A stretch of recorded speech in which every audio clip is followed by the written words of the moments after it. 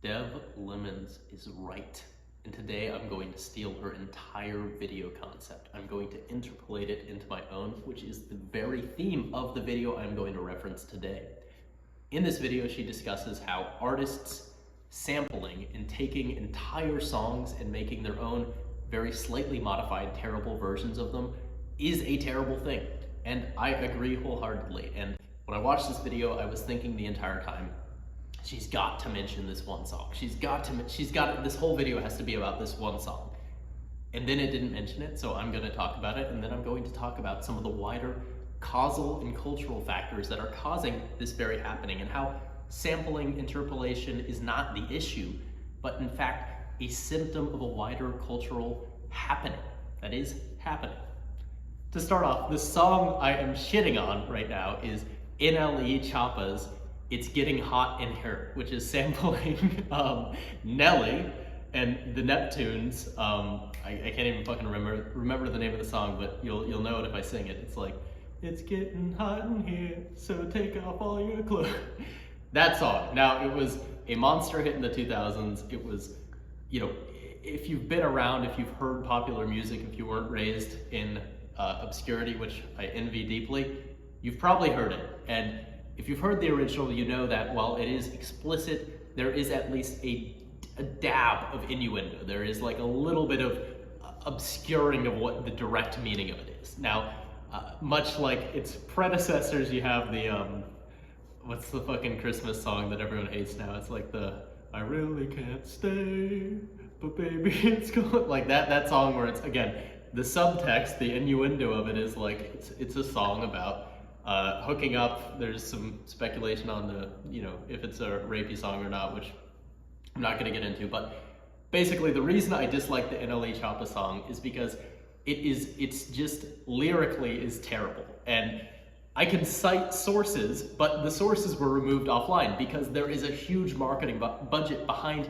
popularizing the song, which is really why I wanted to talk about it. Is when the song first came out, NLE Choppa, bought this sample. It's very expensive. He probably had to pay a ton of money, or the label had to pay a ton of money, because they're like, we want to make a summer hit that's going to reuse this classic hit, and we're gonna graft off of it. And they did that. The song immediately, the reception on these like hip hop Instagram theme pages was, this song fucking sucks, which it does lyrically. It's not very good. Like, there's a line. It's so bad. Like, just look up the lyrics. It's just not nuanced. It's not interesting. There's no like play on words. It's just like, I'm gonna F someone out of their shoes, or like, I can't wait to shoot this guy. Like, it's just so not well written. It's boring and it's stupid, and it makes me feel dumb for even hearing the words. And the only reason I have to hear the words so much is because it was memed amazingly on TikTok. The initial hatred for this song was pulled off of meme pages solely because there is a massive, massive marketing budget, and these meme pages we know and love as sources of information, truthfully, are just arms to marketing departments who have multi-million-dollar budgets to make sure that the public consensus on songs that need to go viral is that they will do well. And NLE Choppa, I'm not shitting on the dude's artist career. I think he's like a really funny media persona. I think he's made good music. I think he's great at TikTok. Like, I will sing his praises on marketing this. He has done an amazing job marketing this.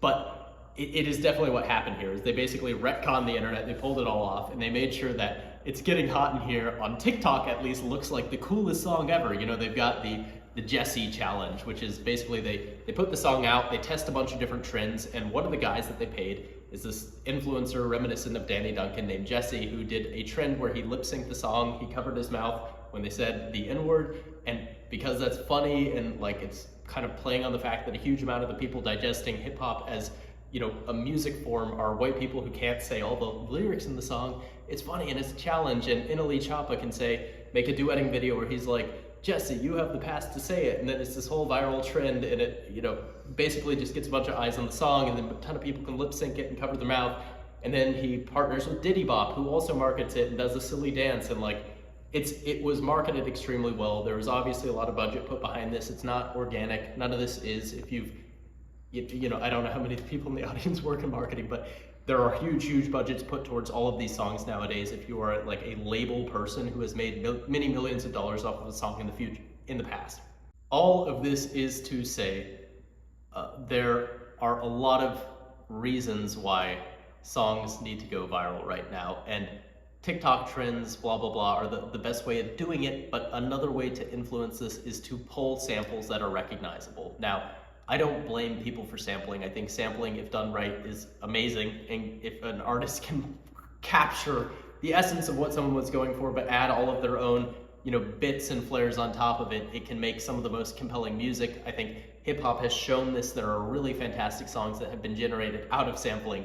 But if you just rip an entire song for its recognizability, take the exact flow and cadence and all of that, and just make a shitty version, the end takeaway is really that you're just trying to graft off of the success of something else. And truthfully, I blame TikTok, and I don't just blame TikTok trends, but I blame what TikTok has done to music, what it has showed can be done to music, which is, if you've ever seen a sped up remix of a song, or you've seen a slowed and reverb remix of a song, or you've seen the nightcore, or the, the chopped up, like chopped and screwed, or, there's this new, I'm blanking on the name, but it's like a type of like the Jersey remix where it's like, and it's like, it's just all these different remixes. And now we're at a point where labels know that if they release 8 versions of the song and they do TikTok trends for all of them, they can milk as much as possible out of the IP. Now, what genius at the music labels was like, what if we don't just do this for our songs, but we do it for every song in existence? What if we just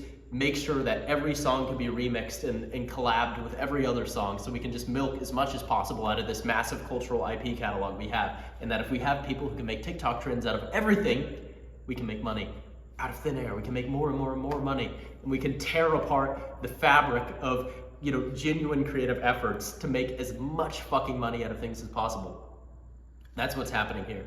And that's part of the reason why Coi Leray and Deb Lemons highlights that, she's trying so many songs that are remixes of old things, is that likely to get the samples cleared, the same label owns parts of the catalog, or they have connections, and they know that, we can benefit these existing catalogs. We can graft off of the mimetic signature. We can make a ton of money off of this just existing IP, squeeze it in every direction possible, make the memes as versatile, like make sure you hit every archetype with this base meme. And it's smart and it's cool, and it from a cultural perspective is very interesting, but it also makes for a culture saturated with things that are like unoriginal and tiresome, and just it's noise, and it feels like it detracts from genuine effort that, has moved culture in the past. And with all of that, I say Deb Lemons is right, and yeah, that's pretty much the video. It's tiresome. It's getting hot in here is quite bad, but NLE Choppa is a great marketer, and props to him for figuring out how to make a terrible song, one of the biggest ones on TikTok. I would not be surprised if we continue to see this as the growing trend until someone with the capability of Prince or MJ or David Bowie or one of these artists comes along and figures out how to make pop on the highest scale while simultaneously mediating through how the current cultural medium works. I think it's coming. I think it'll be amazing when it happens. I think we probably have people doing it now, and I'm just not mentioning them in this video, but hopefully that will deliver us from some more shitty sample remixes. But until then, it is what it is. Have an amazing week.